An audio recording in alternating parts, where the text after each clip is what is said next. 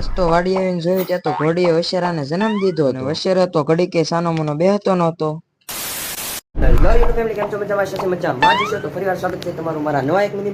Ready થઈ ગયા, થોડો ગાડી કાઢીને નીકળી ગયા આપણા ભાઈબંધની વાડી તરફ. વાડીએ પગીને જોયું ત્યાં તો આપણને સરપ્રાઈઝ મળી, કેમ કે ઘોડીએ તો વશેરાને જન્મ દીધો હતો અને આપણા ભાઈબંધ તો ફૂલ ખુશ હતા. આજે તો રામાપીરની બીજ હતી એટલે ઘોડાનું નામે રાખી દીધું પવન, કેમ કે રામાપીરના ઘોડાનું નામે પવન. વશેરો તો ઘડીકે હકનો બેહતો નહોતો એટલે આપણે પછી ખાટલો ટાળીને બેહી ગયા. પછી કિશનભાઈ પાઈ દીધી આપણને સા. પછી સા પીને મોરલીને પવનને ટાટા કઈ નીકળી ગયા સીધા ગામ બાજુ. ઘરે પગવી પેલા તો વરસાદ પગી ગયો એટલે આપણે ઉભા રહી ગયા સીધા ગેરેજે. ઘરે આવતા આવતા જોયું ત્યાં તો અહીંયા બહુ ઝાઝા સમય પછી વિકાસ થતો હતો. પછી ઘરે આટો મારીને નીકળી ગયા સીધા ભાઈબંધની સગાઈ હતી ત્યાં. જોયું ત્યાં તો આપણે પેલા બધા પગી ગયેલા હતા એટલે આપણે ઘડીક બેહી ગયા. આપડા કરણભાઈ તો ફૂલ સૂટ બૂટ પહેરીને બેઠા હતા. આવી ગયું સેવડો ને પેંડા એટલે એ ઉપાડીને નીકળી ગયા આપણે સીધા ઘરે. પછી ગાડી કાઢીને આવી ગયા સીધા રોહિતના ઘરે, કેમ કે એને જવાનું હતું મૂકવાનું. પછી ઠેલા ને એવું ભરીને આવી ગયા સીધા બસ સ્ટેશન. સાથે સાથે એના મોટા ભાઈ પણ હતા. બસ આવી ગઈ એટલે એને ટાટા કઈ નીકળી ગયા આપણે સીધા દુકાને અને લઈ લીધા થોડાક ચોપડા. પછી આવી ગયા સીધા શિવ નાસ્તા સેન્ટરમાં, ખાઈ નાખ્યું વડાપાવ. પછી આવી ગયા દુકાને. આજનો મિની બ્લોગ આયા જ પૂરો. ફોલો એન્ડ સબસ્ક્રાઇબ કરવાનું ભૂલતા નહીં.